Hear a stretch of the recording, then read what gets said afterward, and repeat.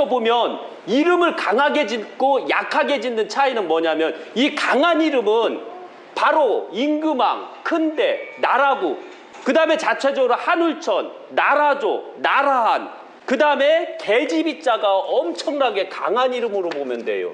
계집 희자가. 왜 그럴까요? 이 공통점이 뭐가 있을까요? 공통점. 이 이름을 쓰게 되면, 둘째가 이 이름을 쓰게 되면 장남 역할을 해요.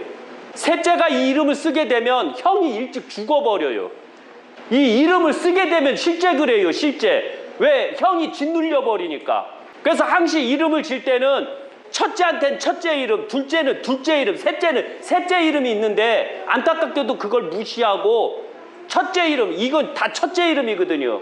첫째 이름을 함부로 썼다가는 첫째가 뒤진다. 아니면 짓눌려 갖고 첫째가 자기 일을 못해요, 자체가. 이해 가시겠죠? 여기서 가장 기본은 임금왕, 구한문을 약간 섞어서 풀이해 드릴게요. 한울, 맨 위에 건 한울, 맨 밑에 거는 땅.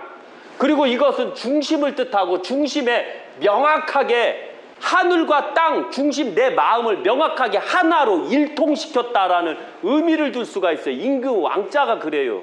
그리고 이 임금왕을 쓰게 되면 바로 제왕이 되기 때문에 한 집안에 장남이 되는데, 안타깝게도 장남으로 태어나도 사주가 안 좋으면 요걸 쓸 수가 없다는 거죠.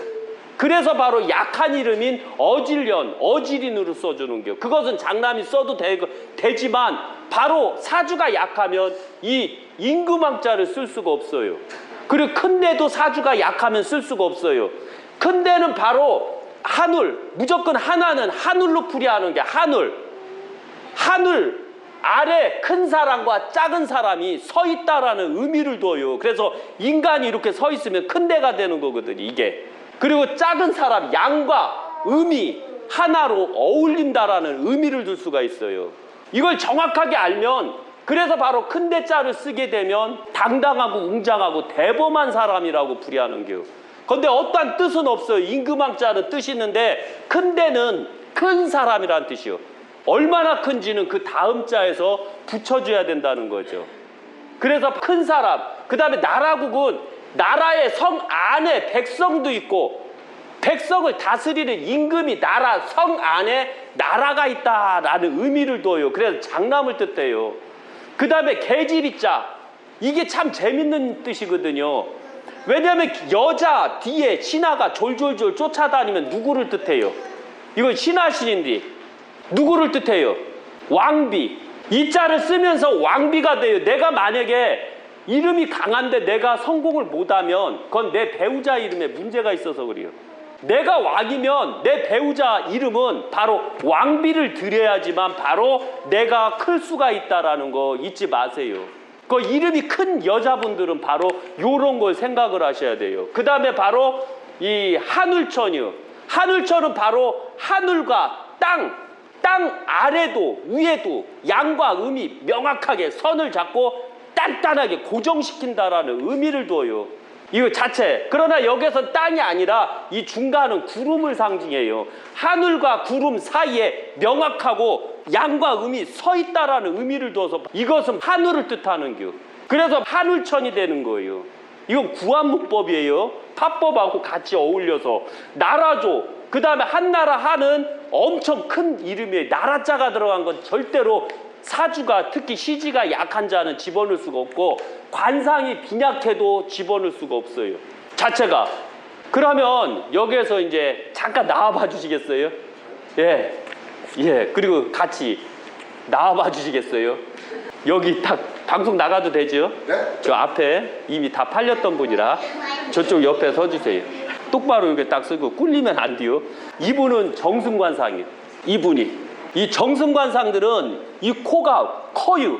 그 다음에 이 코 있죠, 이거.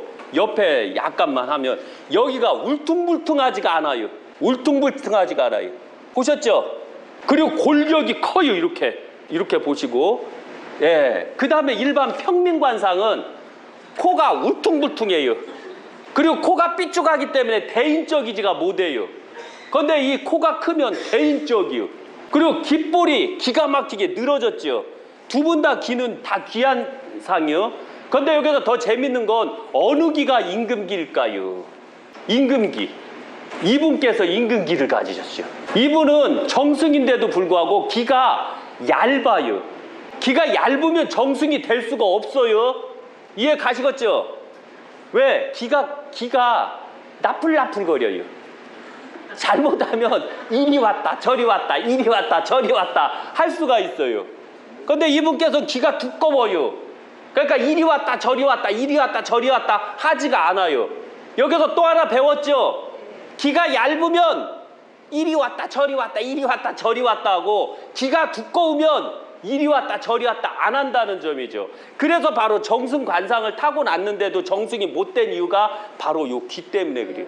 그리고 볼은 다 갖췄어요. 볼은. 그래서 바로 이분께서는 기가 안 얇으면 모든 재산을 지킬 수 있으나, 이렇게 보는겨. 기가 얇으면 갖고 있는 재산 다 까먹는다. 그렇게 되셨죠? 예. 예. 정승만치 쓰셨나요? 더 썼죠. 정승만치 더 썼어요? 정승감이니까 정승만치 쓰는겨. 정승이 얼마를 써야 될까요? 기본 200억은 써줘야 돼요.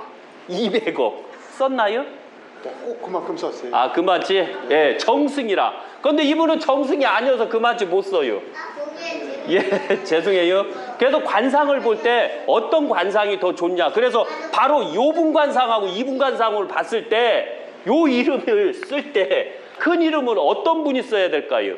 관상으로만. 이분께서 나라국자를 쓰면 어울릴까요? 이분께서 나라국자를 쓰면 어울릴까요? 이분께서 나라국자를 쓰면 어울려요. 그런데 이분께서 나라국자를 쓰면 안 어울려요. 이해 가시겠죠? 예, 죄송합니다. 들어가 주셔요. 예, 있는 대로 하는 거요. 그래서 그걸 보완하고 맞춰나가는 게 운명이라는 게, 안 좋다고 해서 안 좋다 하고 씨름할 필요 없고, 좋다고 해서 좋다 하면 안 되는겨. 그거에 맞게 나가려고 노력해야 돼요. 그래서 바로 이 이름은 커요. 큰 이름. 그리고 이렇게 큰 이름은 함부로 쓸 수가 없다는 거 잊지 마세요. 이 큰 이름은. 이해 가시겠죠? 여기에 해당이 되는 분 계셔요? 여기에 해당이 되는 분. 여기에서. 계셔요? 요자 들어가신 분 계셔요? 없어요? 네, 없어요. 예. 대통령 중에서도 요자가 들어간 자가 하나 있었지. 김대중. 김대중 가운데중이죠. 가운데, 큰 사람이 가운데 있다는 뜻이에요. 가운데 있으면서 이 사람이 합리적이냐 합리적이지 않느냐로 우리는 그를 평가를 했어야 되는데, 안타깝게도 그는 합리적이지 못해요. 박정희 때 이 싸웠던 사람들은 합리적이라고 하면 안 돼요. 왜? 박정희 대통령이 경부고속도로 놓을 때 반대했던 사람이 합리적이요? 포항제철 놓을 때 반대했던 사람이 합리적이요? 그 다음에 여수 화학단 놓을 때 반대했던 사람들이 합리적이요? 아니지요. 그 사람들이 대통령이 되니까 바로 가운데서 합리적이지 못하게 이끌어 나간다는 의미를 두는겨. 김영삼은 이름이 작아요. 김영삼. 그런데 삼자가 커요. 삼자가 바로 속견에 해당이 돼요. 삼자는 바로 좌의정, 우의정, 영의정을 뜻해요. 세상 처음 임금이 된 자라는 의미를 둬요. 이 삼자라는 게. 근데 그 삼자가 임금이 된 자가 바르면 대통령이 돼도 되는데, 바르지 못하면 대통령이 돼서는 안 돼요. 그럼 김영삼이가 경부고속도로 놓을 때 찬성했나요? 반대했나요? 포항제철 놓을 때 반대했나요? 찬성했나요? 여수화학단 놓을 때 반대했나요? 찬성했나요? 그때 반대했던 사람들, 박정희 대통령 때 새마을운동할 때 반대했던 사람들은 아무리 제왕일지라도 앞을 못 보는 자가 됐기 때문에 그들은 대통령이 돼서는 안 돼요. 이해 가시겠죠? 가장 기본이 있어요. 제가 윤석열이를 아주 싫어하는 이유가 바로 이거예요. 문재인 꼬봉이었잖아요.